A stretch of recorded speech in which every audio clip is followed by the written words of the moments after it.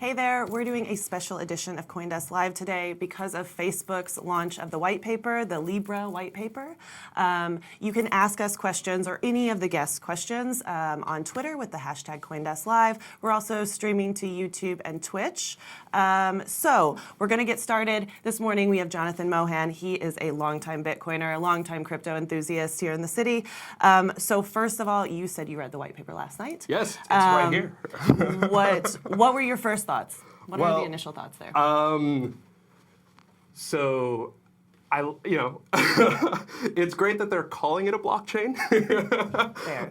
It's a permissioned ledger. Okay. It has a reserve, and it's a stable coin. So, Andreas likes to say, there are two ways to look at Coinbase. It's either, the most antagonistic and annoying Bitcoin startup, or it's the most regulatorily kind and friendly bank to Bitcoiners. And both fact patterns can be true, just the perception framework you apply to it can change how you interpret it. Yeah. So you can look at Coinbase and say, well, that's the nicest Bitcoin bank.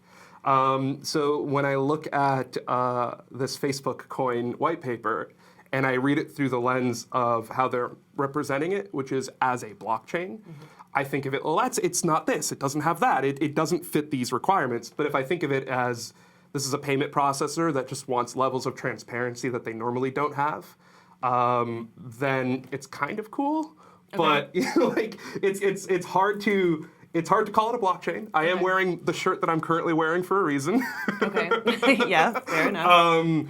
And in their white paper, they say that it's going to start permissioned and federated, and that they have a 5-year plan, time horizon, to look at how to federate and decentralize more and more aspects of their system. Okay. So, if I were to judge them by their value statements and their problem statements and what they intend to do 5 years from now, that's interesting. But if you look at how they're structuring it right now, and I didn't get the chance to read their technical paper just because that's a whole other read in itself. It's hot stuff. It's Byzantine. It's a traditional database. Okay. All right. Yeah. So the calling it a blockchain and talking about cryptocurrency and stablecoins, is this just like a marketing plan for Facebook a little bit? Well, it's really interesting because they're saying it's going to be a federated system, and that their federates are Visa and MasterCard and these other payment processors. Right. So it's I wonder if they're going to be regulatorily compliant, if they're custodial to these assets, and if it's Visa and MasterCard, then in what way is this going to be materially different than any other type of money transmitter? Yeah. They were talking about, one thing they said in their paper was, they were talking about the levels of pseudo-anonymity and privacy that they want their users to hold, and that how addresses may not be linked to their real-world identity, which, if you were to tell me someone said that's a value we have, I was like, that makes sense. That's very in alignment with the values of blockchain. The track record of Facebook being the actor implementing this, though, doesn't lead one to necessarily, it's a surprising dynamic for Facebook to be coming out as a hard statement to. Yeah, well, I think that's my biggest complaint here is that you have a company which had various problems with privacy in the past. So they did that experiment on the users where they looked at political sentiment, for instance, and tried to see if they could push people to voting certain ways based on, negative Facebook posts or positive Facebook posts. And then you had the Cambridge Analytica thing. I mean, you're talking about a company that's been relatively problematic, and then now they're hawking this cryptocurrency that has all these other big companies that seemingly the crypto industry also thinks are problematic on board. So I don't know, it doesn't really feel like a crypto thing. The other thing that has been very scary for the past 10, 15 years is Operation Choke Point, where the banking system in coordination with the US government has been slowly making it harder and harder for socially not liked but fully legal activities for occurring. Right. And if Visa and MasterCard are fully engaging in that process already, I mean, can you think of anyone who more manifests this idea of socially ostracizing you off of their network because they don't like you personally for legal correspondence and activity than the social networks. Yeah, exactly. And you know, now that they're in banking, are they going to apply the same level of, oh, you hold this fully legal position, or you associate with this person who associates with this other person, we're now removing your rights for banking in our system. Right. And having those actors and that company be the people structuring this. It's like, yeah, we're going to bank the bottom 1.7 billion, which is, you know, great. I believe in that.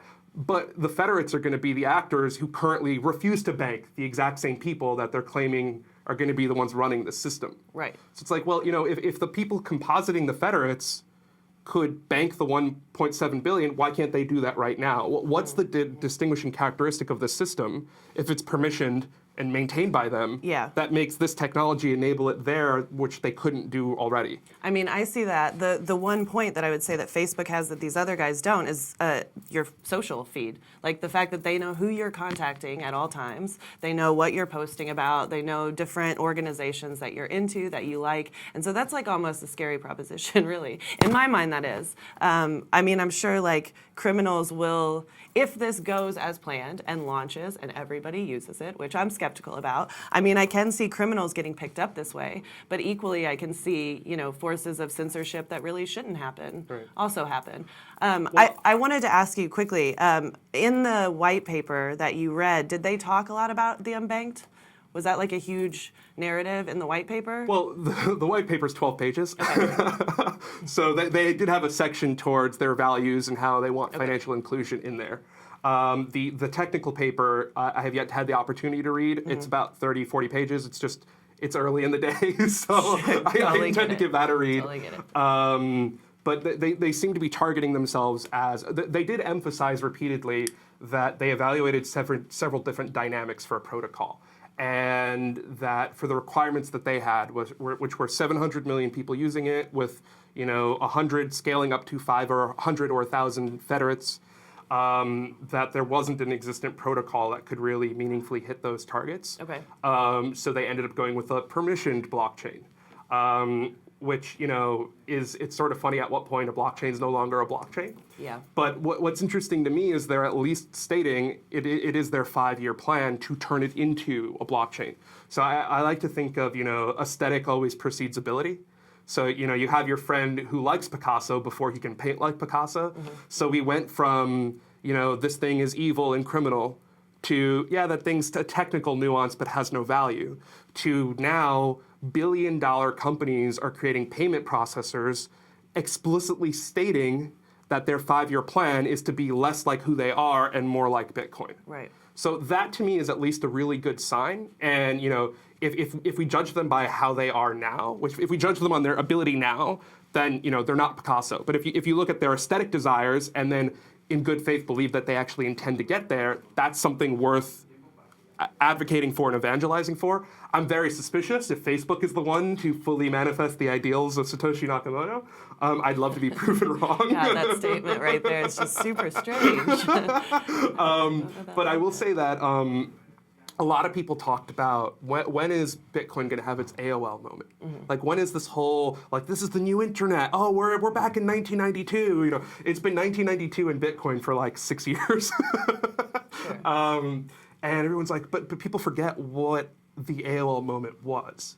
And what the AOL moment was you had the internet, which was this globally connected system of people who could communicate and freely associate and send information back and forth with no permissions or middlemen. And then you had a company that created a walled intranet that had nothing to do with the internet, branded it as the internet, and then got a bunch of normies using this product that wasn't the internet. That was this walled garden, which was close enough to the internet that a normal person could be conflated into believing it was, sure, but was a fundamentally inferior product to the internet proper. And one day that product failed, and those tens of millions of people just got dumped into the real internet. Right. And that was the AOL moment. That was the moment that the internet became mainstream. And when we think to what will be the AOL moment for Bitcoin or for this industry, looking at a payment processor that cloaks itself in blockchain, that creates an analogous user experience to a cryptocurrency, because it's not just that they are they're claiming their cryptocurrency. What's more meaningful is they're using the UX dynamics and the verbiage of a cryptocurrency. Sure. And when it comes to the mainstream consumers, the hardest things to teach them is UX and schemas. So if Facebook is going to do the drudgery of teaching them this is your private key, this is a public key, this is how these dynamics work, but they're not really a blockchain, at some point in the future, those users are going to want the features of a real blockchain. Right. And should the day ever come where Facebook stops this as a product, and those users have they understand now how to use a cryptocurrency, how those dynamics work, and they just get dumped into the cryptocurrency market. I think that 4 or 5 years from now, they may not manifest their "we want to be a real blockchain" Pinocchio dream, but they may just dump an extra 100, 200 million people into the cryptocurrency community. Interesting. Well, is there like the idea of a private and public key in this? Well, I should hope so. I mean, in my mind, like, why would you have those things if it's just like a permissions ledger? And you can sort of monitor, it could be any form of data. Like, why would a user need a public-private key if Facebook's the one, or this federated group of people are the ones sort of managing the ledger? Yeah, well, I mean, it comes back to when you talk about stable coins. There are different aspects of a blockchain that are of value.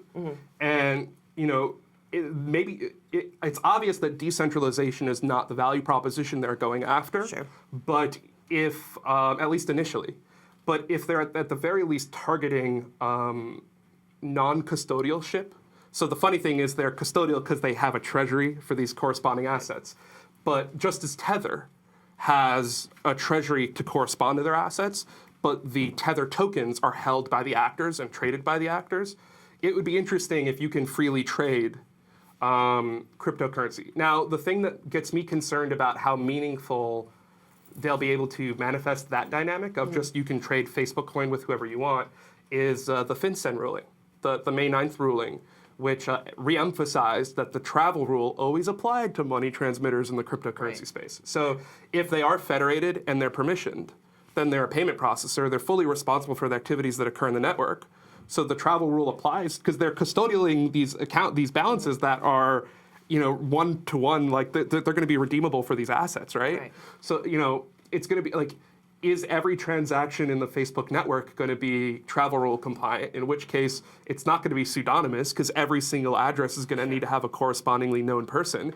And if the travel rule applies, then the 30 countries that you can't send an ACH to are going to be the 30 countries they can't bank. So then how meaningfully will it be able to address the needs of the unbanked? Absolutely. Absolutely. That's a fair point. We do have one question that came in on YouTube. Will Libra support chargebacks? I don't know if you read that in the white paper. So it doesn't say in the white paper to that level of specificity. The technical paper is technicals. I don't think that they don't really get into... Yeah, it feels like it wouldn't be in there either, necessarily. But we'll look into that. Yeah, the other thing would be, they have assets in there. Like they are the treasury to which these tokens are redeemed for. So it'll be interesting to see what their process is for validating or invalidating a claim for delivery against the tokens. Because when you go and you go, here are my tokens, I now want to redeem them for the corresponding assets. One statement that they used is that their treasury will allow authorized resellers to redeem or to purchase back from them the tokens. So what's the process of deauthorizing a reseller or deauthorizing the assets the reseller wants to use? What level of fungibility do the tokens have? Will they say, oh, well, this is suspicious money, so now these tokens are going to be forever non-redeemable in our network, which is one way they could kick it out of the network and then reissue it. So that level of specificity is not stated. I would be shocked if Visa and MasterCard are managing a network that doesn't allow chargebacks. Yeah, fair. I think that statement alone would be very newsworthy. Sure, yeah, absolutely. Well, so we're going to have to wrap up here pretty soon, but what was the strangest thing or the most surprising thing that you read in the white paper? Well, I mean, as I understand it, their initial launch partners contribute money towards the treasury. Right. And they're going to help them in the trading of it. So one way to look at this is Facebook doing an initial exchange offering. Okay. Yeah. Fair. So, hey, it's the Facebook IEO. I don't think there's there's much there outside of the fact that it's Facebook. Okay. It just seems like a traditional money transmission play. I think it was back, what is it, in like 2014, Facebook got that Irish bank. Yeah. And ever since then, people have been saying, well, when are they going to get into banking? When are they going to get into banking? I mean, they've tried a couple times. They did like Facebook credits. They've tried various times to do payments within Messenger and on Facebook itself. It's just never really taken. Right. And I don't see that it will take now either. I mean, you have a bunch of people, at least my group of friends and seemingly the broader generation is like getting off Facebook. They don't really care for it as much as like we used to 10 years ago. So it feels like this won't work now, especially, Yeah, I mean, a very concerning thing to me would be the level of access they have to analytics about you, and then integrating Facebook Connect with your money.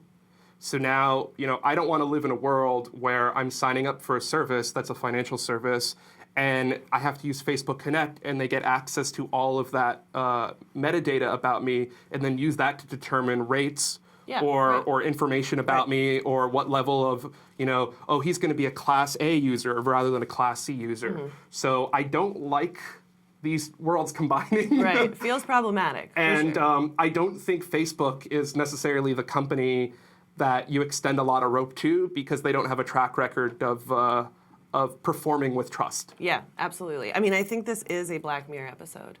The one, I don't know if you watch Black Mirror, but there's like a social media one where like rates or like flights are determined by how good your social score is. I mean, it feels like the Western world reincorporating the dynamics of the social credit system in China. Right, exactly. And what I don't want, which this could be one leg to, is that Venn diagram of 1984, Aldous Huxley, and I forgot what the other one was. Oh, geez. But it basically, Fahrenheit 451. Okay. And then it said the timeline we're in, and it's a cross-section of all three of them. Right. Yeah, fair enough.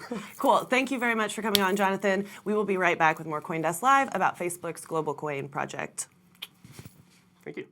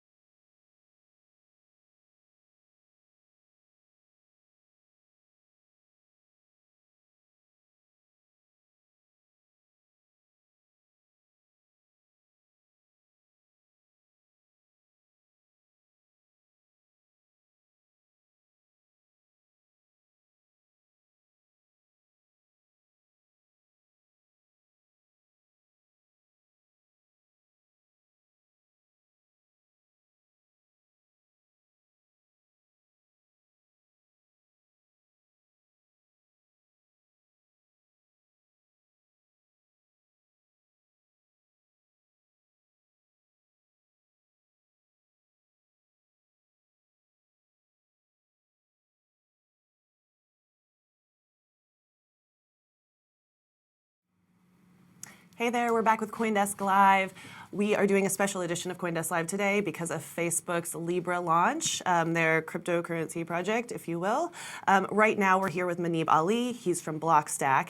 And the overarching question that I'm asking everybody is just like, how do you feel about this Facebook cryptocurrency? Yeah, so I think this is coming for a while. People were pretty much expecting it, and I think in general, I've been feeling pretty good. I think overall it's a very good thing for the industry. If you look at what they've launched right now, it seems like a permissioned network, almost like a federation of a couple of nodes. But the more important thing for me is actually the wallet that they're launching, right? Because we all know that UX in crypto has been kind of clunky for a while. Also, the total number of users in crypto are in the order of, like, I think the max limit would be around 50 million. Mm-hmm. So right now we're talking about potentially billions of people getting an on-ramp to crypto, understanding the concepts, and then basically broadening the user base. And I think that's a very positive thing for the industry. Yeah, that's really interesting.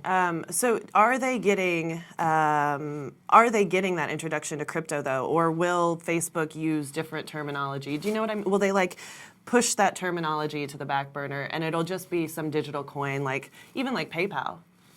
Yeah, absolutely. I think those concerns are valid, especially if you look at kind of like previous history of Facebook and issues that they've had with privacy. With that said, also kind of like knowing the team personally, I think the team that is leading this project, I believe that they have really good intentions, mm-hmm. and they are actually in it for the long run. They deeply care about privacy. And if you look at what they have launched, like right now, it's hard to point to any specific kind of like structural flaw that would lead you to believe that no, this is actually something else disguised as a cryptocurrency, right? Like they are acknowledging the challenges that yes, this is not fully decentralized yet.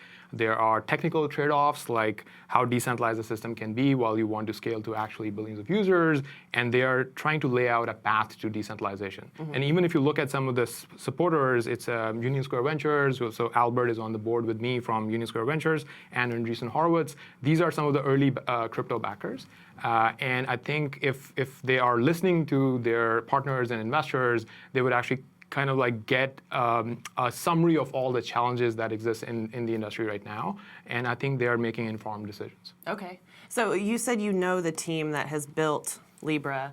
Who are some of those people?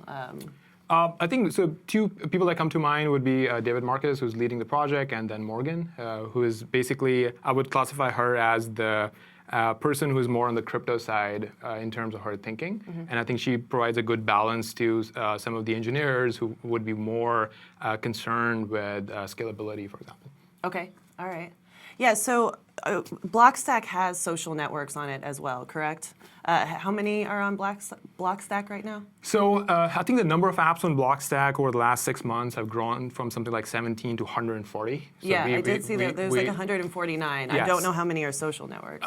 There are a couple of social networks. Okay. And there are all sorts of things like photo sharing applications, blogging platforms, things like LinkedIn, which are more like professional social networks, or things that look more similar to Facebook. Mm-hmm. So I think very quickly, like our approach is very different. Like we are in the business of building the infrastructure, and we are also targeting Web3 type applications.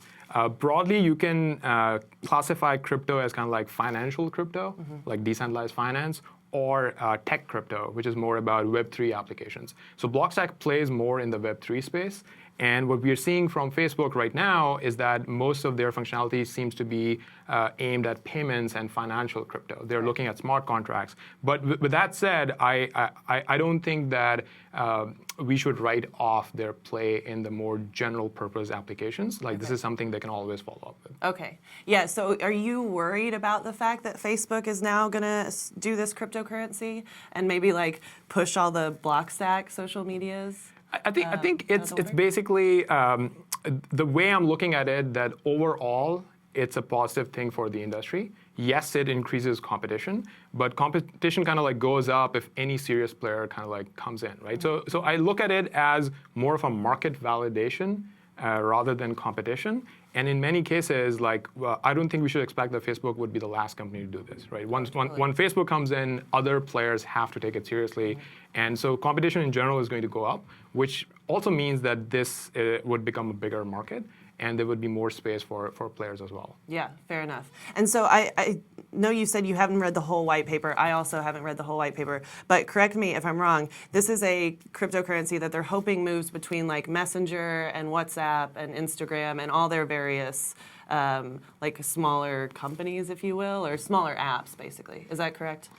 Yes. So I haven't read the white paper yet. I got some kind of like emails early in the morning at 5 in the morning, and I was like trying to skim through some of the details. From what I know, it's basically a version of PBFT, which is a well-known distributed systems algorithm, and they are trying to scale it out by slowly adding more validation nodes, and they have a path to decentralization, which is very interesting. Like this is something that we publicly talked about like a year or a year and a half ago, where we were laying out like our path to further decentralization as well. So it's kind of like the same idea, where they're saying, although Blockstack is a lot more decentralized already, but their starting point is different, right? I think in general, if you look at the underlying technology, it kind of makes a lot of sense, right? Like where they are, PBFT is a very known distributed systems algorithm. It's been well studied. And starting off with something that is well tried and tested, and then slowly kind of like tweaking it to make it more public and permissionless, it is something that I would expect from a sophisticated player that can pull in a lot of enterprises, right? Like with that said, I think it is too early to make any predictions really. Like on a spectrum of things, the worst that can happen is that the coalition or the partners that they have, it kind of like falls apart. No one really cares about what's going on. It's just one company that is like really driving this forward. And then the company tries to monetize it too early or have a conflict with their business interests. Like that's the thing I think we should be mindful of, that it's not like people are evil. Like people can have good intentions, but if the work that you're trying to do has a conflict with your core business model, this is something that could be a roadblock. Yeah. On the best case scenario, like why I think this news is potentially really large, like this is introduction to cryptocurrencies for billions of users. Right? And I feel pretty confident that they're not just going to discover Libra, but they're also going to discover Bitcoin. They're also going to discover projects like Ethereum or Blockstack, because that's kind of like just the on-ramp. Secondly, I think this is like one of the largest tech companies moving into the payment space. It just happens to be through the lens of crypto. And in many cases, I think this is also like, we can start asking the question that can certain tech companies become bigger than governments? Right? Like if you look at Facebook as a nation state, like it actually has more citizens than any than some of the larger countries out there as well. Terrifying. It is. I think that's really scary. I also think like the huge government thing is also kind of intimidating or frightening at times. But tech companies, I'm like their only purpose is like sort of to make money. So that is, I am skeptical that should be a thing. I can definitely see your reasons. Like, I think there are lots of good reasons for that. So I was sort of interested in this because at CoinDesk and the various crypto enthusiasts that I know have talked about this Facebook coin for like several months. And Friday we just started like the mayhem of writing about Facebook coin all the time, their Libra project, and sort of like waiting for this announcement to come out. But my wider network of people who aren't crypto enthusiasts know nothing about this. They know nothing about that Facebook's going to have a cryptocurrency, that they're trying to do blockchain. This is all news to them. But yet Facebook says they're going to launch this in 2020. Like, I don't know. It just feels very strange that they haven't marketed this yet to the people they think will be users. I think this is a soft launch targeted at the crypto industry, right? This is basically like they're releasing enough information and they're asking for critical feedback because I think their intention is to adapt and learn. And they actually want to win the hearts and minds of the crypto industry. Right now, this was not targeted at the broader media. This was not targeted at your general Facebook users. I don't think that they're ready, or it might not be part of their strategy either. Right? I think right now they're trying to see that how much of a backlash would there be from the crypto industry, and there is a lot, right? Yeah, like people are posting like all sorts of funny things. I think like if a large bank, which is kind of like clueless on the technology side, but is just trying to jump on this train because they want to catch the hype, I would write them off. Like, I wouldn't like think too much about it. One thing I would point out that why this is different from like a large bank trying to enter this space is that Facebook is a very sophisticated player.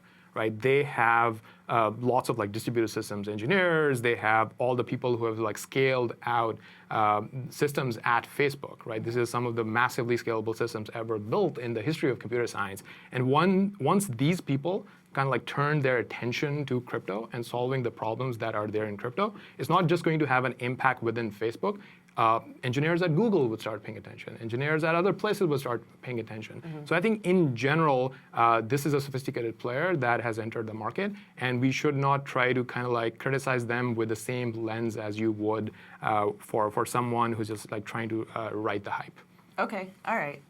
That's interesting. So do you think that they will market it to consumers as a cryptocurrency? So once they get their Facebook users, once they're ready to launch it to their Facebook users, will they say, hey, we want you to use this cryptocurrency to transact amongst each other? Or will they call it something different? Will they try to like obscure that you're using crypto and blockchain?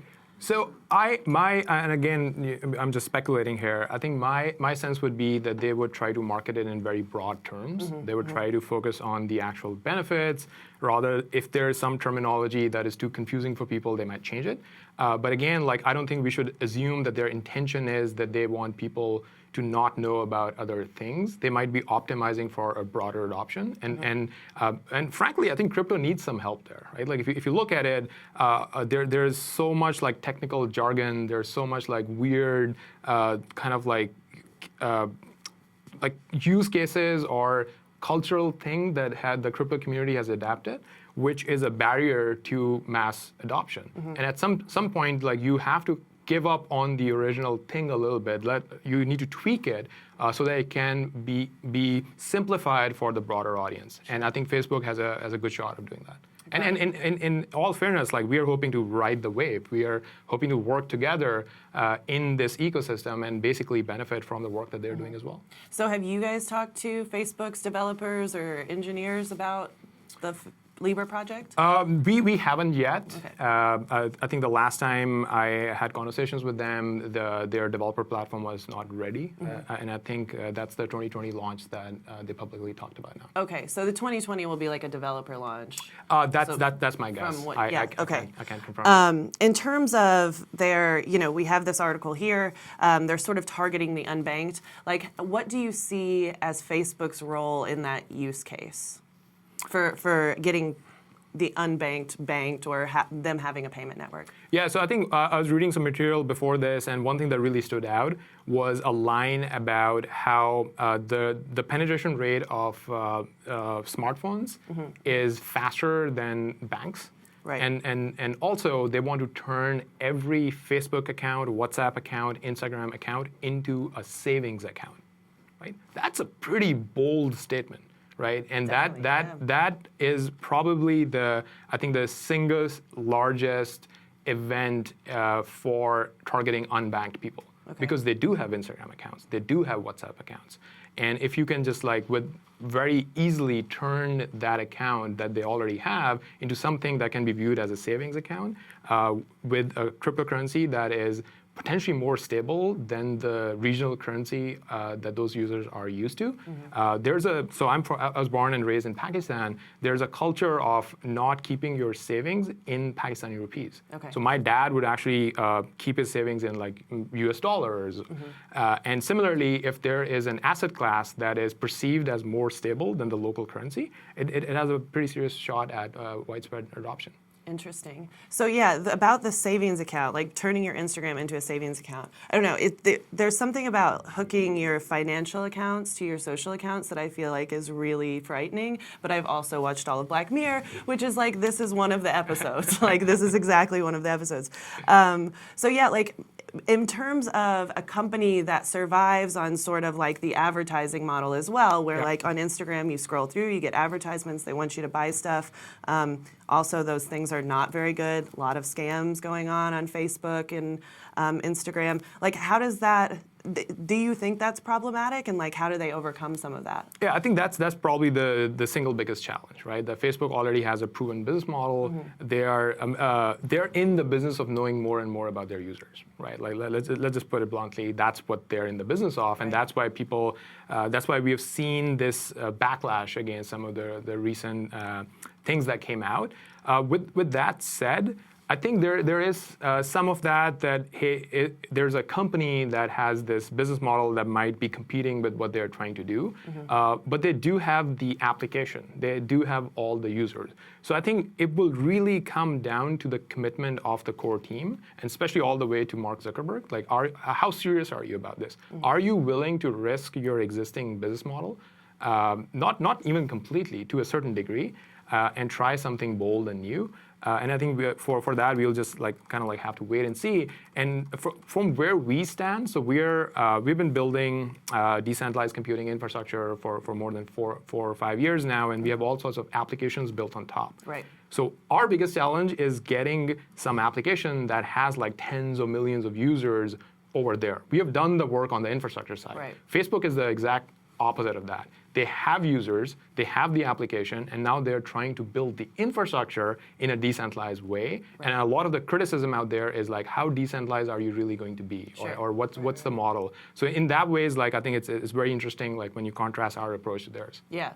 Well, having built some of that, how will they make money if they fully decentralize, like I think the plan is 5 years down the road? So there was a very interesting detail there that there's a reserve currency. So the Libra, the currency, is supposed to be stable, but there's a reserve currency as well. And I think, I believe I saw the Union Square Ventures announcement, and they not only did the 10 million investment to run the node, right. but there was a line in there saying that we have also invested in the reserve currency. And I think that's kind of like the potential return that they might get. From investing in the... Yeah, how does that work? Sorry, how does... So I think the reserve currency can give you returns based on adoption. I see. Okay, I gotcha. Yeah, you brought up the nodes as well. So if this is a permission ledger, what does the node do exactly? Yep. So speculating. I know you haven't read. Yeah, the paper. I've not read the paper. I was actually seriously debating canceling some meetings today and sitting down and reading the paper because I knew people would ask me. So basically, think of it this way: that federated networks have been around for a very long time, like decades. You can think of this right now as a federation of 10, right? So it's permissioned in the sense that anyone who wants to join the federation kind of needs to go through the foundation, right? And once they're admitted, they're kind of running their independent node and participating in the network, right? Which is the single biggest technical advancement that Bitcoin had. Bitcoin, what it really did is it made the membership open, that anyone can decide to be a miner or a participant in the node at any point in time. So what Facebook is saying is that we are starting with 10, we will increase it to 100, and then we will figure out how to open it up to be permissionless. I think that step is the hardest. Right. Right. I think for Facebook, it would be relatively easy to sign up more partners, just given kind of their positioning in the tech ecosystem. But figuring out how to go from a permission system to a permissionless system would be very challenging, especially given the scale that they're at. Right. Right. So those are the hard technical challenges down the road that they would have to figure out. Right. And so, yeah, again, sorry, coming back to the node thing, in Bitcoin, when you run a node, you're basically vouching is maybe not the right word, but vouching for the transactions that are going through. In this particular network, would that be what the node's job was? And would it work the same way where basically I can run a node and not really do anything? I don't have to physically look at the transactions or anything like that? Yes. So I think I'm speculating. I don't know exactly what's in the white paper, but typically the nodes are validators in the sense that they see the transactions and they're auditors, right? So they can actually catch something that is out of order, or they participate in the consensus algorithm. So let me give an example. Let's say Google is internally running some sort of a consensus algorithm across their data centers. And let's say they have 10 nodes in different data centers. Those nodes are actually doing work that is similar to what is being proposed here. Okay. The difference being that they're kind of taking a traditional consensus algorithm and morphing it into something that looks like a blockchain, right? So Okay. there's a ledger entry, and there are blocks, and they're building up history. For consensus algorithms, you don't really need to do that, right? Okay. Like there's no strict requirement. But they're taking that and making it look more like a blockchain. But really, at some point, once you open up the group membership, you actually do have a blockchain, right? Because there are ledger entries, there are blocks that are building up on each other, and there is a consensus algorithm that is open membership.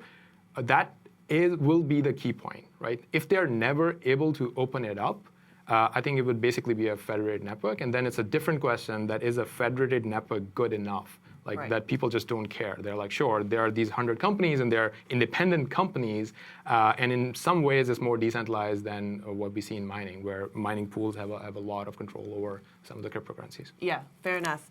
We're going to have to wrap up pretty shortly, but is there, I guess, what your high level thought about this is? And I think you've probably given it to us, but just to wrap up, yeah. I think my high-level thought is that it's a very exciting day in crypto. I know that some people might be afraid that what's going on is Facebook going to come in and just completely going to like trick users or kill our industry. I think we need to give them the benefit of the doubt. Yes, they have made mistakes in the past. This is a new team. I do certainly think that they have honest intentions, and they can actually help the mission of crypto. Like what we are trying to achieve, they can actually potentially help us, help make the path a little bit easier for us. And I think that's the approach that at least I'm taking. Cool. I think you will be one of few that say that who come on this show today. So I'm really glad that we had you on. Thanks so much, Muneeb. We will be back with CoinDesk Live very shortly. Absolutely. Thanks for having me.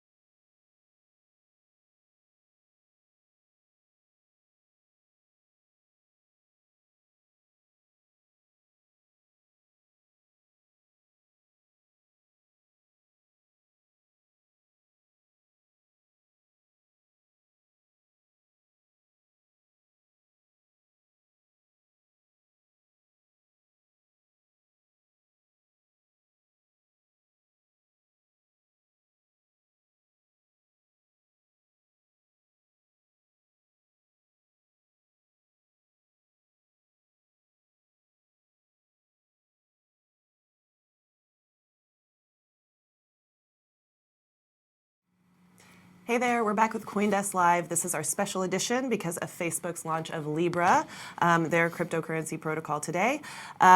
Just a note, you can ask live questions on YouTube or on Twitter with the hashtag CoinDeskLive, and we will ask our guests, and also maybe I'll have the answers, but probably not.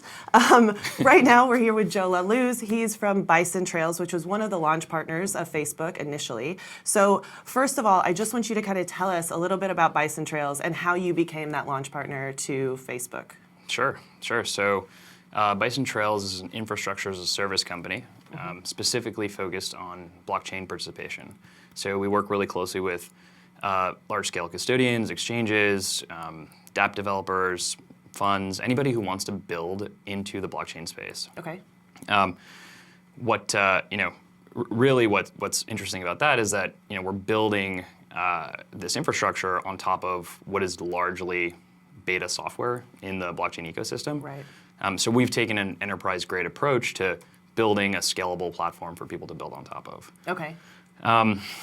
As far as how we got involved with Facebook and Libra, first of all, we're super excited about it. Sure, I'm sure you are, yes. At least internally, we think it's a really cool project. Yeah. The way we got involved is we actually were approached by them.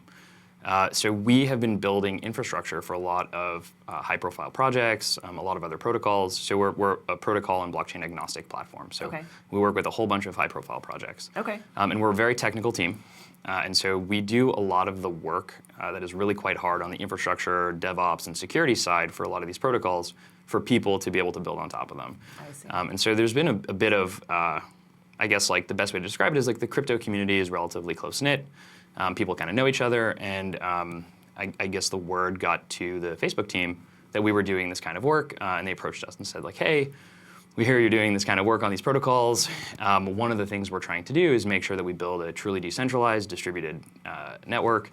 Can you help us from the early stages through a testnet and launch and help us build some of this infrastructure? Okay. So that's how we got involved. So when they first emailed you guys, were you like, holy shit, this is big? Is this your biggest partner or not? Or you're like, it's, Well, I mean, it's Facebook. Yeah. Right? So, and it's a new network. So right now, because it's a new network, they're probably one of our smallest partners. Okay. Oh, sure. Okay. But being Facebook, they're huge. So you obviously take things from Facebook pretty seriously when they contact you. We were admittedly skeptical, I think, at first. I think that our mission has been to democratize access to these blockchains and really truly decentralize these chains. And part of our values are to really focus on this decentralization. And so, quite honestly, Facebook doesn't have a really great reputation in terms of data privacy and giving up ownership of information and things like that. So at first, we were super, super skeptical. Okay. But over time, as we got to know the team, we got to previews of what they were doing. We started providing feedback to the white paper and their thoughts and the economic models and the technical models and all these different pieces. We started getting really comfortable with this idea that they were getting into the space because of how thoughtful they were being about it. Okay. And so that was super cool to us. And so what's the overall goal of launching Libra in Facebook's mind?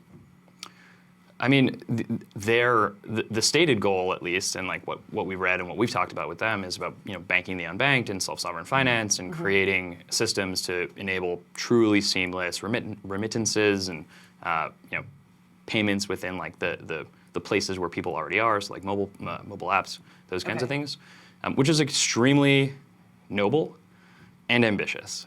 And totally.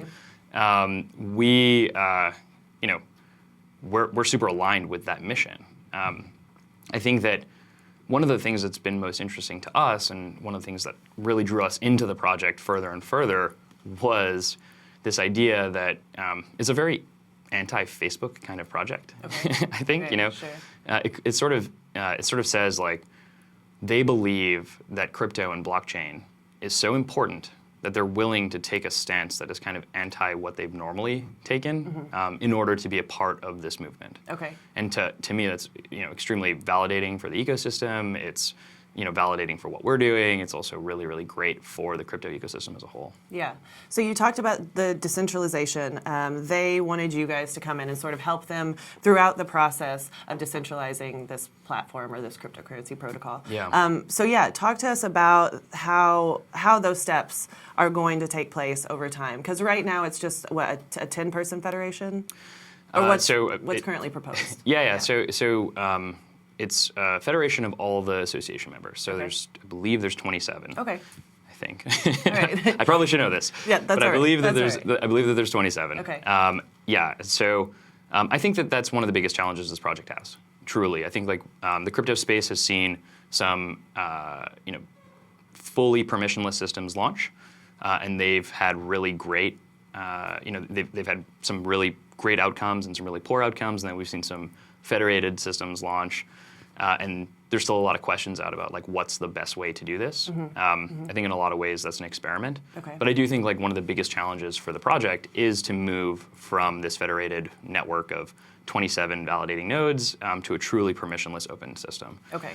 And that's something that, again, getting back to this idea, when we started working with Facebook on this, or at least the Facebook team on this, we were pretty impressed with their openness and willingness to understand that, hey, this is tough. We don't know the answers to everything. Right. No one really does know the answers to these things. So let's, put in motion the best way possible that we think we can get there. Gotcha. And there's definitely some really good intentions and best efforts in what's in the white paper and what people are doing on the blockchain team over there. Yeah. I haven't got to read the full white paper, Okay. So I'll get back to you whenever I do, because I am super skeptical about this. There's something about putting your social accounts and connecting them with your financial accounts that just rubs me the wrong way. It makes me very it makes me fearful. It's like Black Mirror. Yeah, it's like that episode of Black Mirror. I've said that on every episode of this right now. It's it is that episode of Black Mirror, Yeah. or the Chinese social credit movement as well, and that these things really make me worried. So I don't know. This is probably a question you don't want to answer or have not maybe even thought about. But is there a moment where Facebook does something in building this project that you guys are and I'm out? This is not good. I mean, they've set in motion all the pieces to not be able to do that. Okay. And that's what's I think expand upon that. a saving What does grace. that mean a little bit? So the idea of instead of it being a Facebook blockchain, it's actually a separate association that's formed in Switzerland that are all the founding members are these independent nodes, and they all have 1% vote in the governance of the protocol itself. Okay. Really puts there'd have to be some pretty serious collusion amongst that group of people to do something nefarious, and I think that everybody that's involved is pretty well intended. Okay. So, is it impossible? Definitely not. It's totally possible. Sure. But is that the intent, or is there sort of some backdoor? That's not something that I've been necessarily scared of at this stage, and I hope I'm right about this. Sure. I can't Yeah, tell the absolutely. I future. hope you're right about this as well. At least what we've seen, and the team we've talked to, and the code that we've seen, and the white paper we've read, all are sort of setting in motion these pieces to make it really, really hard for anyone, not just Facebook, I should say, any one of the association members to be able to do that. Okay. And so, our mission is to democratize access to these blockchains. And so from a mission standpoint, we wanted to make sure that we were aligned with the project before even getting involved at all. Yeah. And so we did get really comfortable with that, and we were super surprised about kind of how they took this approach. Yeah, absolutely. Yeah. So there was a couple really nitty-gritty questions that have come in that maybe you know the answer to because you've done all this. So will Libra allow for chargebacks? Was one of the nitty-gritty questions. That's a really great question. I have no idea. Okay. All right. I'm actually not sure. I'm not sure.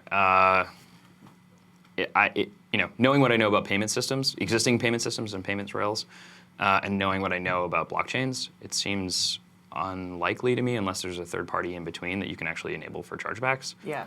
That being said, I'm also not a protocol developer at my core, so maybe I'm wrong about that as well, but I'm not sure. Yeah, I don't think so. a lot of these questions, these nitty-gritty questions, are coming in because Visa and MasterCard are also launch partners. Totally. And so they're thinking, well, if, especially the unbanked use case that we're talking about, well, if Visa and MasterCard doesn't allow some countries underbanked residents or people accounts, why would they let them have accounts with this Libra cryptocurrency? I don't know if you have any insight or thoughts there. I mean, I don't. To be entirely fair, I don't have any specific insights into like how Visa and MasterCard are specifically thinking about their participation in this blockchain. Okay. I do think that, like everyone else that's involved, and sort of like the crypto space as a whole, people are really excited because of the potential reach and the potential education that this large company and this large social network brings to the crypto space. Sure. And so, I think frankly, I don't know if there's any. I mean, it kind of sounds like the question behind the question is there some dance around like regulation or something? And the truth is, like, I honestly don't know the inner workings of those partners and what their intents are. I have to believe that they're well intended. Okay. Well, when you do, you can come back on and we'll talk again about it. We do have a question that I just picked up, and Sure. I'm interested in this too. Why is it called Libra? Oh man, it has some. Okay, it's actually in the white paper, and I feel like I should know this. Okay, It has to do with, I believe, the Roman currency originally. It's like a reference to the Roman currency. All right. I believe. Okay.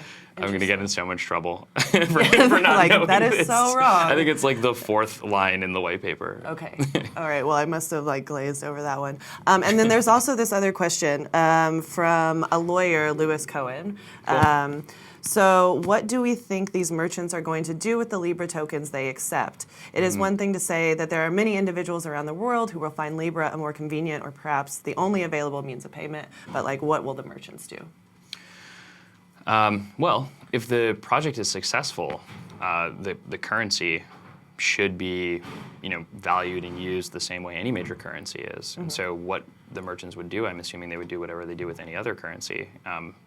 Again, like not into the inner workings of the merchants, but Right. I'm assuming they will book it the same way they will book revenue. They will use it to pay out vendors if they have vendors. They will use it to, pay Uber drivers or, pay artists. Right, right. I imagine that's how they'll be using it, and Okay. and so you start to create this truly like global economy on the back of this global blockchain. Yeah, it's kind of interesting because I don't think we've seen a company create its own currency. So you do have like Bitcoin and all the cryptocurrencies that sort of function like that in certain ways, and then you have state money.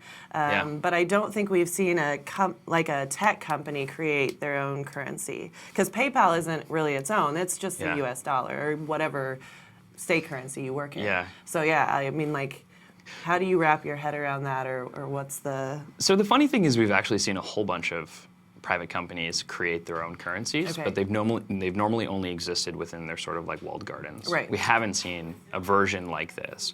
And I think like one thing that's super important to point out here is that it's actually not Facebook that's creating this currency. It's Facebook that is taking the initiative to create this association to then create this currency. Okay. And so it's really all of these association members, including Bison Trails, that are creating this currency. And so it kind of changes the dynamic, right? It's not like a Facebook, it's actually not a Facebook coin. And funny enough, like over the last few weeks, as we've been, like everybody else, have been seeing like the leaks that have happened, I kind of see like Facebook coin and I'm like, wow, it's like, I get it, it's a Facebook initiative, but it's really not a Facebook coin. Okay.